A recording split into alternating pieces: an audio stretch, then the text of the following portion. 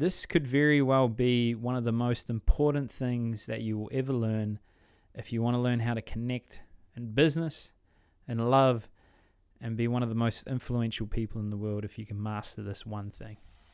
Welcome to the NZ Guide to Financial Freedom podcast. It's run by the co-founders of a free online learning platform called moneyskills.co.nz, and it has the sole mission of providing every New Zealander the opportunity to live a more fulfilling life. So let's kick into it. We're about to talk about the unsung hero of nearly any interaction you'll come across. And if you can execute on this one little thing, you'll be one of the most influential people in the world. And it's simplistic in its word, and it's easy to think, hey, I do this well, but I'll put money on it that you don't and I don't. But if I could. Watch out. And it's listening, and it's not as dramatic as you hoped, but it is very, very, very, very important. Now, the first thing to realize about listening is, for the most part, we're not actually present to the interaction. There's emotions that are playing their part. Maybe it's a divisive conversation. Maybe, it's very tense and confusing or exciting and overwhelmed, and all these emotions, or anxiety and tension and fear, and it's all happening. And just think of them as little pulls that will take you out of the moment and lead to a less authentic connection. Now, listening's easy. You get the idea. You got 2 ears, 1 mouth. You try and listen more than you speak. There's more to it. It's not just about listening. It's how do you listen more effectively, and how do you get yourself in a position where you're going to be able to listen. Now, in the Landmark Forum, which is arguably a cult and it's got mixed reviews, they taught me something that was very useful. I only went to one thing, and it was this concept of the already always listening voice. And just do an audit of yourself. When someone's talking, like me right now, there's something going on in your head. Maybe you're thinking about what's going to happen tomorrow. Maybe you actually think, okay, I hope Ryan's going to actually pull this off and it's going to be useful. There's lots of different things. And when you're in interaction, it's pulling you out of the moment. Your voice, you got the already listening voice flowing on through your thoughts while they're talking. And why it becomes important to be aware of this is, no matter how good or how perfect the idea you're creating in your mind might be, is if you time it wrong, it has no relevance to the conversation, it has no impact, and it leaves this feeling of discontent with the person that you're talking to. Because I do that. I'm talking to a person, they've said something, it's triggered an amazing idea.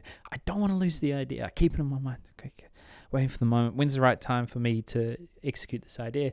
And then imagine, like, you're telling a joke, and you're at a funeral, and you make a joke. Sometimes people might laugh at a funeral, but if you do it at the wrong time, if you're making it in the wrong location, if it's not, at a point where it makes sense, you're talking about bananas, now they're talking about pineapples, and you make a joke about bananas, and you just ostracize the audience.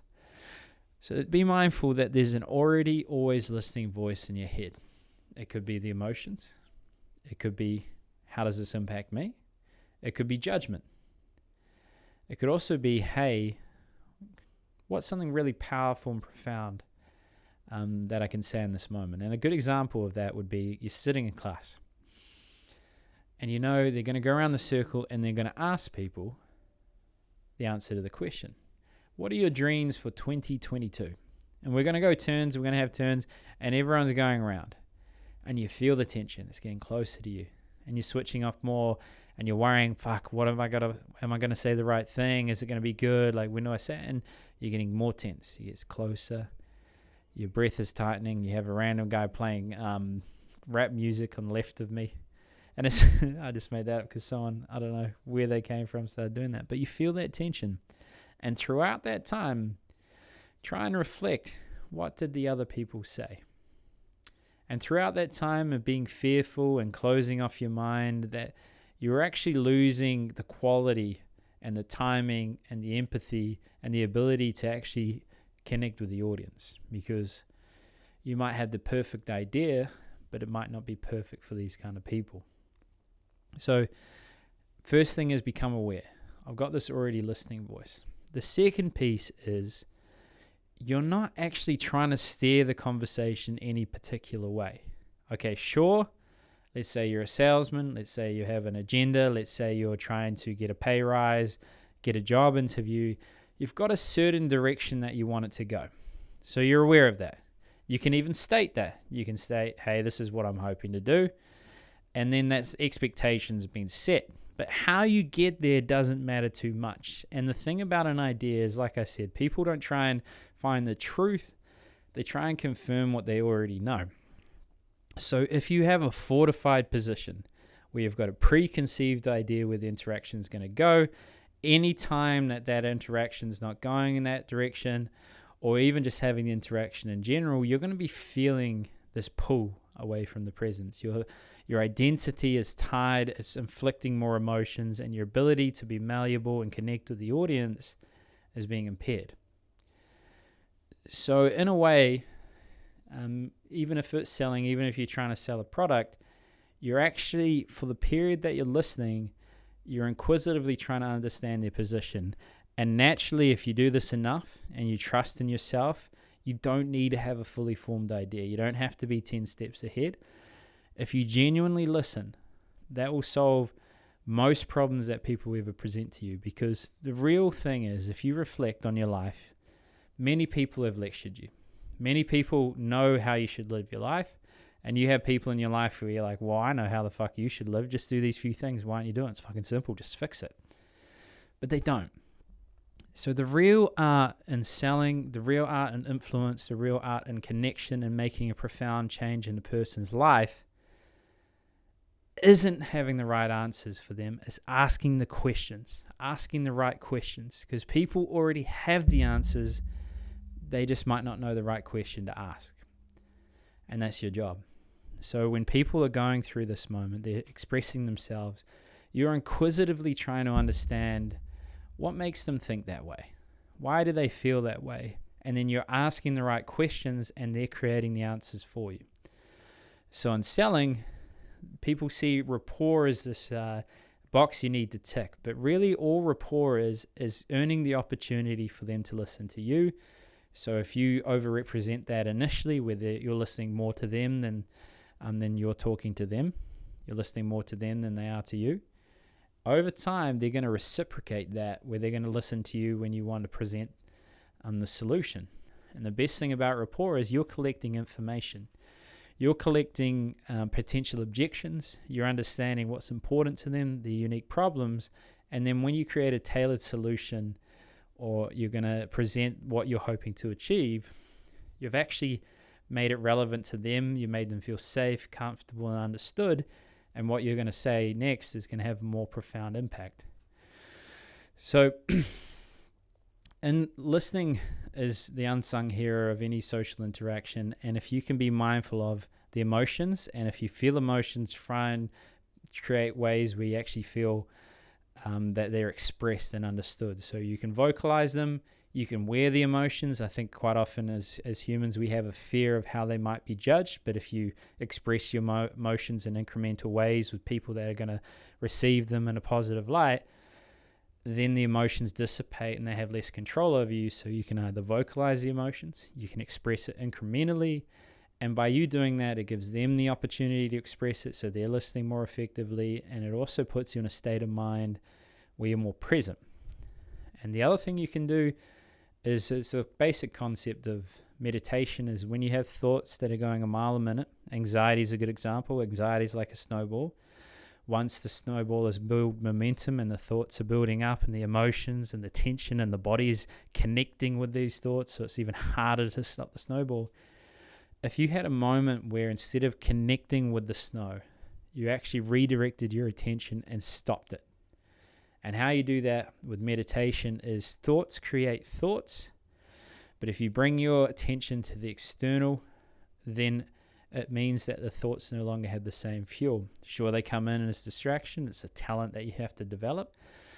And one of the easiest ways to connect to the external is something that you do very often, that you'll have access to no matter what's happening to you, no matter how much of an injury that you have or what illness you have. You still have the power of breath. So through an interaction, you're going to feel your body, feeling the breath move through your body. And all that does is just bringing your attention back to the moment where you're not connecting in terms of the snow and the thoughts, and they're building momentum, and a thought within a thought creates another thought, and it's just thought squared. You're bringing your attention to the external. It could be the person in front of you. You could be watching the way they're communicating, what they're not saying, because you're not just listening to the dialogue, you're looking for emotional resonance. There's the old saying, the truth hurts.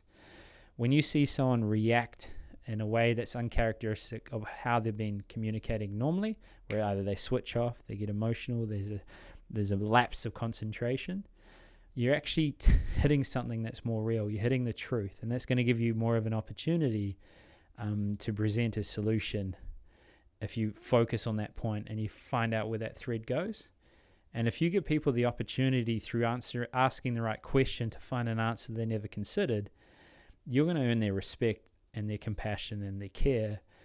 And through that, if you do have their best intentions at heart, you present a solution to the problems that they've told you, and you can end up in a good direction from that. But one aspect is the state, so using meditation. The other thing is when you judge a thought, they do this with stress, like with chronic injuries. If they found that if you have a serious accident that has the potential to develop into a chronic injury or chronic pain, which is basically ongoing pain, your perception of the pain in that moment and moving forward will dictate on the probability of which you will have the chronic pain. So there's a disconnect between what you feel and the interpretation of what you feel. So if you're actually mindful of not stacking to the anxiety or the emotions, then sure, you'll still feel sadness, still you'll feel anger, but it won't empower you. It won't take over you. You won't lose control.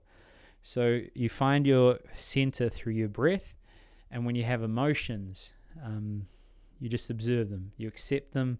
You don't say, I should do this, I should feel this certain way. You just allow it.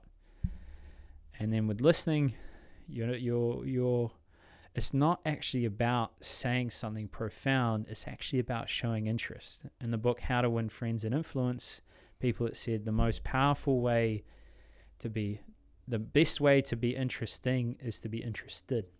And you think about your life. You think about a person in your life who gave you their undivided attention. They weren't saying necessarily the perfect things. They didn't sound charismatic. They didn't have the perfect ideas, but you felt like in that moment that you were the only thing that mattered. And if you give someone that opportunity, and not only do you utilize the information that they tell you to provide a solution to their specific problem, but you truly make them feel understood, you'll have something that is more powerful than anything I can ever teach and impart with you. You'll have the ability to make someone feel heard. And the final piece is there's going to be problems that present themselves. So they might find they're called objections in sales. There's going to be a reason why they disagree with you. And just like with the military that I've learned from Jocko, which is a good podcast about leadership you should check out, is like in World War I, they would fight with the trenches and they just keep smashing, and there'd be a lot of casualties and people wouldn't change their position. So they just keep fighting that. Same thing with the book again, How to Win Friends and Influence People. It says in an argument, there's no right or wrong. There's just someone that feels wronged. So even though you win the argument, you're leaving a feeling of discontent with the person you're arguing with. So the best way to actually win an argument is to solve it before it ever became an argument, before they actually ever had the fortified positions. Jocko says that the shortest way home, the shortest way there is the longest way home. So the shortest way there is the longest way home. Meaning if you're trying to cut corners and you're going to go the direct approach, it's going to take you longer. If you go the indirect approach where you're having rapport, you're genuinely listening, and you're recognizing, wow, this person is going to have this issue at some point. And how you solve that is indirectly, is you think of someone in your life that's had a similar problem and they also had the solution. And you share that before they've actually presented the problem, so you're not attacking their identity, because then all the emotions happen and you're not really getting any places you want to go. So instead of that, you go around it. You actually solve the problem before they ever presented it, and then usually what will happen is they either say yes, or they can't afford it, or there's just the only real two options that they can say is either affirmative or a completely reasonable reason on why not. It won't be emotional. So listening. Some of you might have struggled to listen through that, but if you can give someone your undivided attention, you don't have to give them money. You don't have to give them material things. You just gave them the ability to feel in a chaotic and distracting world that they mattered.